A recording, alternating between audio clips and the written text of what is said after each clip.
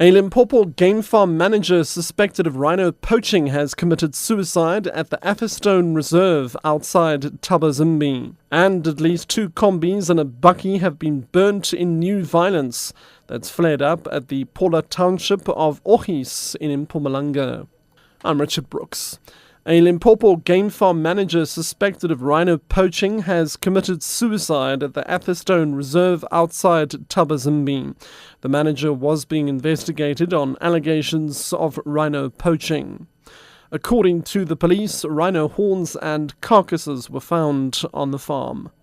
When police approached him, he locked himself in the house and then shot himself in the head.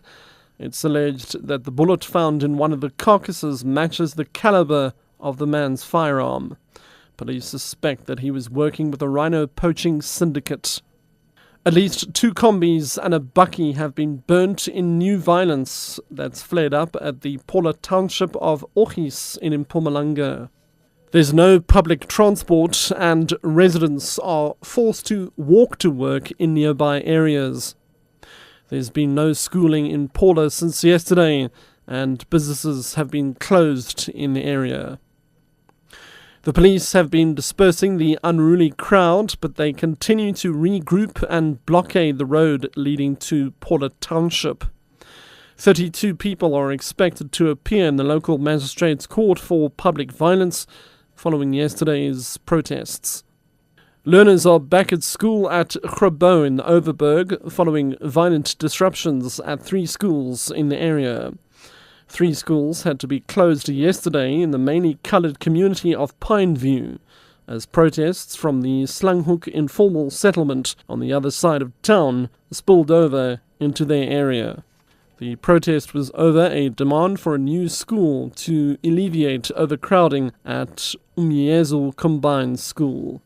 The Western Cape Education Department says it will provide 18 mobile classrooms as a short-term measure while it seeks land to build a new school.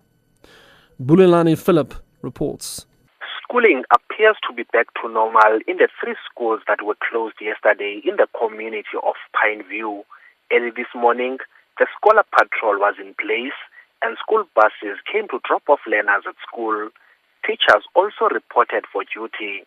It, however, remains unclear whether there will be a full turnout today due to fears of further flare-ups of violent protests. Some parents say the tension will remain in place in the area until the overcrowding issue is resolved at Umyezo Combined School. Umyezo remains closed until the 10th of next month. The Joburg Advocacy Group says residents need to be very cautious about the city of Joburg's billing promises. This after city officials undertook that problems around the billing crisis would be resolved by the end of June. The promise followed a meeting between Performance Evaluation Deputy Minister Abid Bapela and city officials in Joburg yesterday. Many city residents have been receiving incorrect municipal accounts and in some cases inflated amounts. The group's Lee Cahill. Our feeling is certainly this, that key operational functions in a municipality should not be handled by politicians. We feel very strongly that the city has shown it can't manage billing and revenue, for instance, and that this function should be outsourced to proven service providers who can be held to account in terms of key result areas. So we would have liked to have seen government actually looking at an option like that instead of just rubber stamping a billing plan that we have very little confidence in.